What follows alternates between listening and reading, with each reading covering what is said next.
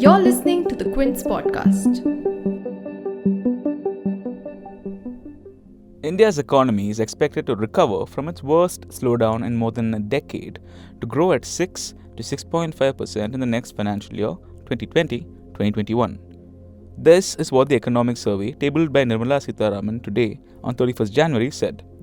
Now, the survey was released, as is customary, a day before the finance minister presents the 2020-2021 union budget. Now, the survey talked about wealth creation for the 130 crore Indians, reforms, ease of doing business, all at a time when the economy is in desperate need of a revival. Because outside the Indian government, no authority has estimated India's GDP will grow at this rate in the next financial year. For 2020-2021, the IMF revised India's growth forecast to 4.8% from 6.1%.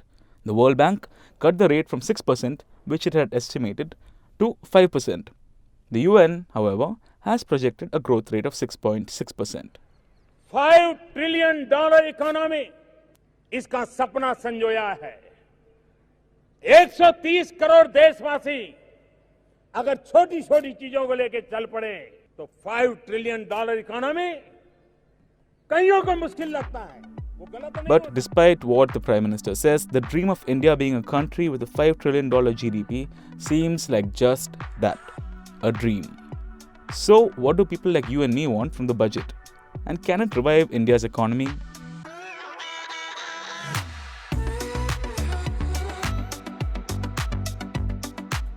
Welcome back to The Big Story, where we dissect headline-worthy news with expert inputs.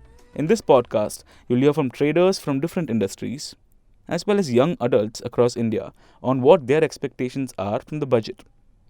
We're also joined by Nilesh Shah, who's a part of Prime Minister Narendra Modi's Economic Advisory Council, the Quint's Editor-in-Chief Raghav Bahl, and Editorial Director Sanjay Puglia. First off, let's tackle the economic survey. As I said, it's filled with many steps and plans to help the economy. Let's listen to Mr. K.V. Subramanian, India's Chief Economic Advisor, and of course, the one who authored the economic survey. The economic survey brings out 10 main ideas, which is first that wealth creation benefits all. The invisible hand of the market enables wealth creation. Trust is a public good that increases with use. Grassroots entrepreneurs, which we basically have evidence in the second chapter of the survey, using evidence from 504 districts in India, showing that grassroots entrepreneurs indeed create wealth in their districts. Pro-business policies, those that provide equal opportunity, are important for wealth. But how many of their big plans seem feasible?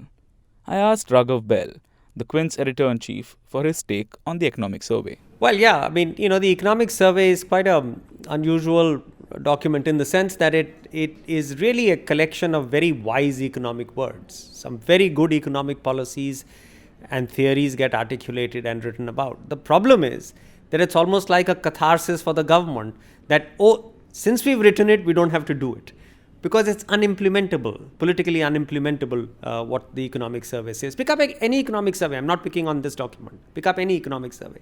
It says all the right things. It says what needs to be done to fix the economy. It talks about privatization. When was the last Indian public sector genuinely privatized? Maybe 2 decades back. It talks about labor reforms. When were genuine labor reforms done? It talks about land reforms.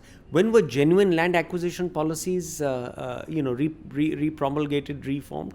So the point I'm trying to make is that it is a wonderfully prescient document in terms of what's needed to make India into a truly developed economy. But some of these policies are so difficult to implement politically that unless our politicians and policymakers are able to invest a lot of political capital, they are not going to be done. And that's what we've seen over the last 2 decades. Excellent articulation, no implementation, and the very next day negated because the budget goes and negates everything that the economic policy lays out, economic survey lays out. For instance, this whole big idea that seems to be talked about in the current economic survey about this whole Temasek-like holding company of public sector which can be used to unlock value. Now, we've been talking about it for almost a decade. I personally have written a full paper on it with all details about 7 years ago. The PJ Naik committee actually talked about a bank investment company, BIC, almost 6-7 years ago. So, it's regurgitating excellent economic ideas, which itself knows are not implementable. So therefore, it's a good academic exercise. But more than that, I'm afraid it ends up doing nothing for the economy. Want to hear the rest of this podcast? Check out the link to the full episode in the description below and follow the Quint on Apple Podcasts, Google Podcasts, Spotify, JioSaavn and all other platforms we are on.